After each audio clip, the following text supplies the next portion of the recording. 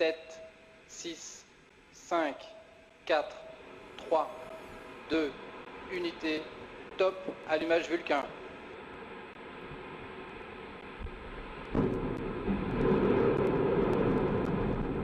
Allumage EAP, décollage.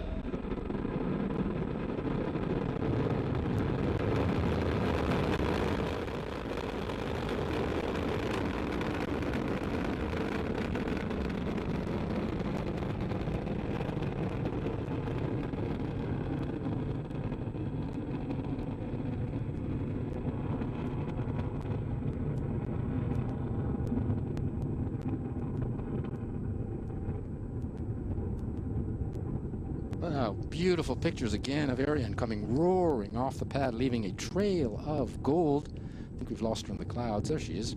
Did you see the cryo arms open at -5? Did you count to 7? Tous les paramètres sont nominaux. Everything is on board is okay, says the DDO. At 18:36 local time and right on time, Ariane began her mission, lifting off from the ground here in French Guiana, beginning her first mission of the year, rising into the clear skies over French Guiana, weighing 775 tons right now.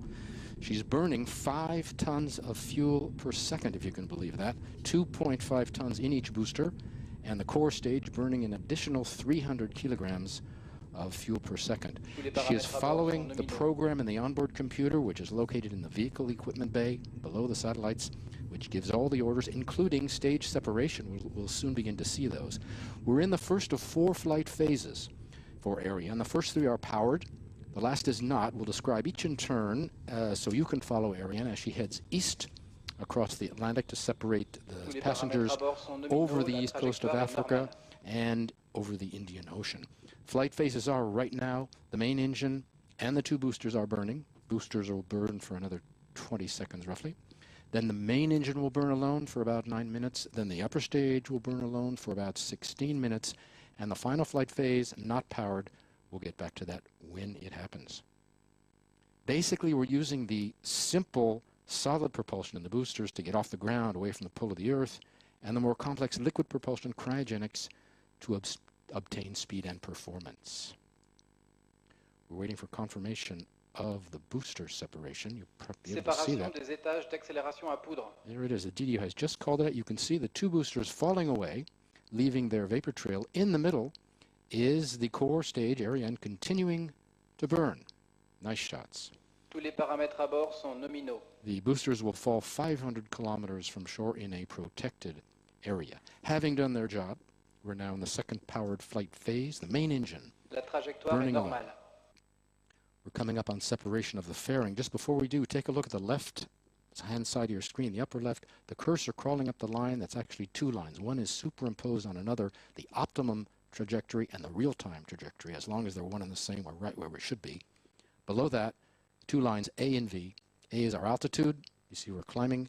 V is our speed. We need between 8 and 9 kilometers per second to inject the satellites. So watch the numbers. The DDO has just said that the fairing has been jettisoned. That's coming right on time. Exposing Amazonas 3. Now you can see the black and blue box on the right. The fairing protects the payload from shocks during Ariane's ascent through the atmosphere. Once we leave the atmosphere at about 100 kilometers up, we don't need it anymore. And we can drop the weight, which is about 500 kilos. The core stage, basically a big propellant tank with the engine.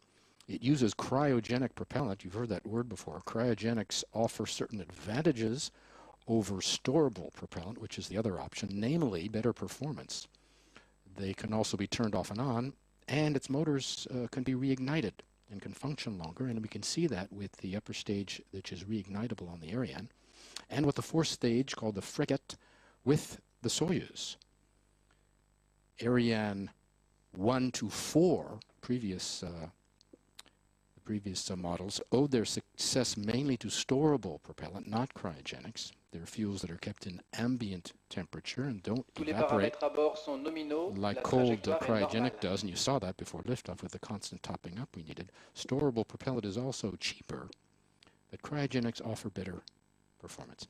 You can see Amazonas exposed to the elements. Below that is a black bell-shaped structure. That's the Silda, the carrying structure, inside of which is our second passenger.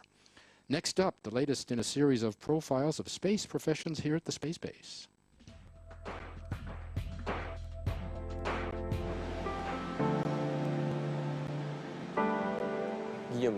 My name's Guillaume Lozach.